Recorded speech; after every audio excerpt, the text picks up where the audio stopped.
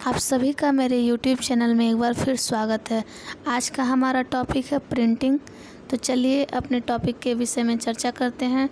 तो चलिए सबसे पहले शुरुआत करते हैं कि हम इस टॉपिक के बारे में क्या क्या पढ़ेंगे। तो आज हम प्रिंटिंग के बारे में, उसकी विशेषताएं, प्रिंटिंग के कौन कौन से प्रकार होते हैं तथा प्रिंटिंग की कौन कौन सी विधियाँ होती हैं, आज हम उसकी चर्चा करेंगे। जैसा कि पिक्चर में दिख रहा है, एक महिला द्वारा किस प्रकार का मोहर नुमा नमूने का इस्तेमाल करके प्रिंटिंग की प्रक्रिया पूरी की जा रही है।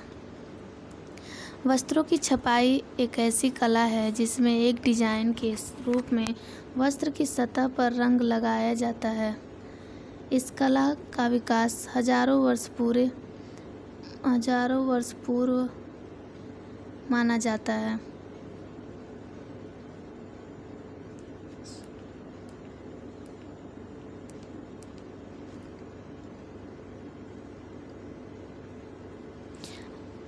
हजारों वर्ष पूर्व माना जाता है, जो 1600 ईसा पूर्व के हैं। भारत में वस्त्रों पर आकर्षक नमूने बनाए जाते हैं। छपाई का जो शुरुआत है सुमात्रा, जावा व यूरोपीय देशों में लोकप्रिय हुई है। अगला है छपाई की विभिन्न विधियां व वर्गीकरण। छपाई की 5 विधियां होती हैं। प्रत्यक्ष छपाई, डिस्चार्ज छपाई, अवरोध छपाई, अप्रत्यक्ष छपाई व अन्य छपाई। प्रत्यक्ष छपाई के अंतर्गत आता है ब्लॉक छपाई, जो ठप्पे से छपाई की जाती है। अगला है रोलर छपाई, उसके बाद है 2 रुखी छपाई, उसके बाद है फ्लैंकिंग। अगला है अवरोधक छपाई। अवरोधक के अंतर्गत स्टेंसिल छपाई आता है, स्क्रीन छपाई आता है, फ्लैट छपाई, रोटरी छपाई। उसके बाद अप्रत्यक्ष हीट ट्रांसफर छपाई और फोटो छपाई। प्रत्यक्ष छपाई क्या होता है? प्रत्यक्ष छपाई कपड़े की सतह पर डिजाइन बनाने की सबसे प्रचलित विधि है। वस्त्र की सतह पर रंग का पेस्ट लगाकर पसंदीदा डिजाइन बनाया जा सकता है। ब्लॉक प्रिंटिंग वस्त्र पर डिजाइन बनाने का सबसे पुराना तरीका है। इस छपाई में प्रत्येक रंग के लिए अलग अलग ब्लॉक की आवश्यकता होती है। वस्त्र को किसी समतल स्थान पर सीधा रखा जाता है, फिर वस्त्र को के साथ पिन आदि की सहायता से जोड़ दिया जाता है, जिससे छपाई करते वक्त कपड़ा सरके ना व हिले ना। उसके पश्चात इसके बाद ब्लॉक की सहायता से कपड़े पर छपाई किया जाता है। उसके बाद आता है रोलर छपाई। यह छपाई रोलर प्रिंटर नामक मशीन से की जाती है। यह छपाई मशीन में लगे तांबे के रोलर के द्वारा होती है। इस तरीके से छपाई का काम बहुत तेज़ी से होता है। छपाई यह सस्ता होता है। प्रत्येक रंग के लिए अलग अलग रोलर की आवश्यकता होती है। इसमें क्या किया जाता है कि तांबे के जो रोलर होते हैं उस पर लाख या वर्निश लगा दी जाती है। पेंटोग्राफ नामक मशीन के किनारे पर हीरे की कड़ी का टुकड़ा लगा होता है। मशीन द्वारा हीरे की कड़ी वाला किनारा वर्निश लगे रोलर के ऊपर डिजाइन बनाता है। जहाँ जहाँ डिजाइन होता है वहाँ से वर्निश हट जाती है। रोलर वस्त्र की सहायता के संपर्क में आता है तो डिजाइन का रंग वस्त्र की सतह पर अंकित होता चला जाता है। उसके बाद आता है डबल 2 रुखी छपाई, जिसे डबल साइड छपाई भी कहते हैं। इस विधि में वस्त्र की दोनों सतह पर छपाई हो जाती है एक साथ दोनों तरफ छपाई हो जाती है। इसमें वस्त्रों को रोलर प्रिंटिंग से 2 बार निकाला जाता है, जिससे वस्त्र के दोनों सतहों पर छपाई हो जाती है।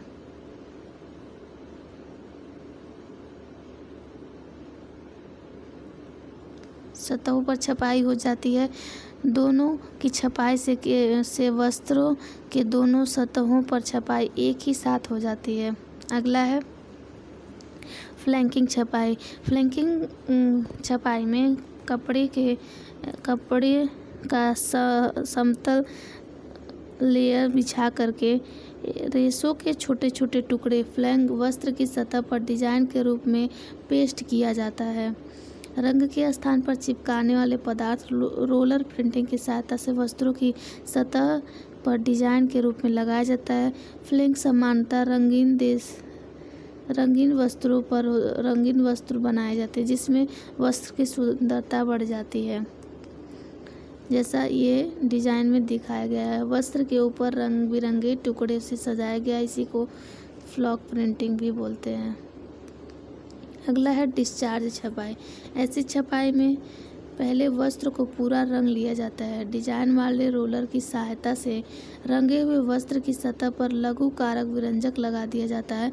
यह विरंजक रंगे हुए वस्त्र उन भागों को काट देती है जहां डिजाइन अंकित किया जाता है। रोलर की सहायता से लगाया जाता है। अतिरिक्त रोलर की सहायता से एक से अधिक रंगों का भी प्रयोग किया जाता है। अगला है अवरोध छपाई। ऐसी छपाई डिस्चार्ज छपाई के बिल्कुल विपरीत है। जहाँ जहाँ डिजाइन बनाना रहता है वहाँ रंगों का अवरोध प्रक्रिया किया जाता है। इसमें मुख्यतः स्टेंसिल, स्क्रीन आदि रंग को वस्त्र के संपर्क में आने से रोकने का कार्य ही अवरोधक छपाई कहलाता है। अगला है स्टेंसिल छपाई। यह जापान में प्रारंभ हुई थी। इस तकनीक में कागज, धातु या लकड़ी की पतली चादर डिजाइन काट लिया जाता है। प्रत्येक रंग हेतु अलग अलग स्टेंसिल की आवश्यकता होती है। रंग लगाने के लिए हाथ या ब्रश या एयर स्प्रे ब्रश की आवश्यकता होती है। जैसा कि इस तस्वीर में देखने से पता चलता है कि स्टेंसिल किस प्रकार बनाया जाता है। अगला है स्क्रीन छपाई। इस विधि का विस्तार स्टेंसिल छपाई से ही हुआ है। पहले इसे सिल्क छपाई के नाम से जाना जाता था क्योंकि सिल्क धागे से स्क्रीन बनाया जाता था। इस वर्तमान समय में स्क्रीन पॉलिस्टर, नायलॉन इत्यादि के कपड़ों से बनाए जाते हैं। स्क्रीन बनाने हेतु उपयुक्त रेशे से बने जालीदार वस्त्र को लगाया जाता है। स्क्रीन के ऊपर डिजाइन बना लिया जाता है। अलग अलग रंग के अलग अलग स्क्रीन बनाई जाती है। डिजाइन वाले स्थान को छोड़कर बाकी सभी जगह पर पूरी स्क्रीन पर लाक या ऐसा पदार्थ लगाते हैं जिससे रंग आर पार न हो। इसमें कपड़े की सतह के ऊपर स्क्रीन को रखा जाता है। रंग के पेस्ट को रबड़ के टुकड़े की सहायता से फैलाया जाता है जिससे रंग का पेस्ट स्क्रीन की जाल से निकलकर वस्त्र पर लग जाता है। इसके बाद फ्रेम को उठाकर दूसरे स्थान पर रख दिया जाता है। यहाँ छपाई करनी होती है। स्क्रीन छपाई सामान्यतः दो प्रकार की होती है। पहला है फ्लैट स्क्रीन प्रिंटिंग, दूसरा है रोटरी। फ्लैट स्क्रीन छपाई में ऐसी छपाई में सपाट स्क्रीन का प्रयोग होता है और तथा हाथ और स्क्रीन दोनों प्रकार से की जाती है। अगला है रोटरी स्क्रीन। ऐसी छपाई में बेलन के आकार का रोलर स्क्रीन प्रयुक्त होता है। यह स्क्रीन घूमते हुए छपाई करता है। रोलर स्क्रीन के डिजाइन का आकार केवल उतना ही बन पाता है जितना स्क्रीन का घेराव होता है। इस विधि में छपाई की गति काफ़ी तेज होती है। यह रोलर प्रिंटिंग की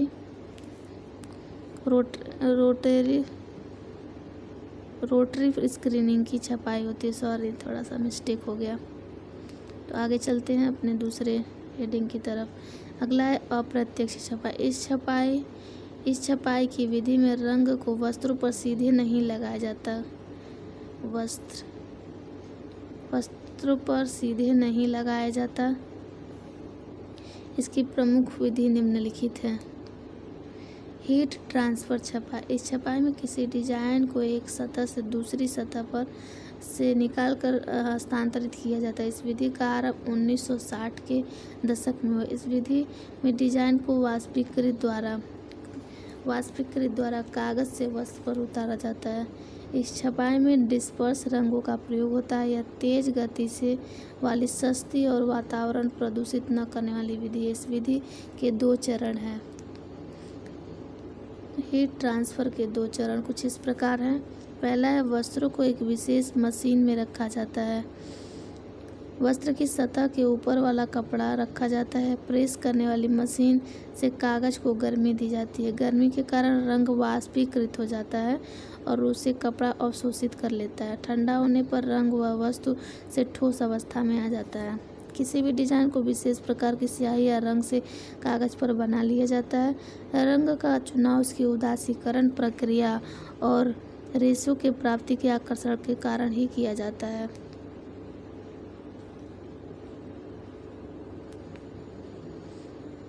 थैंक यू। आज के लिए बस इतना ही। आगे का कोई यूनिट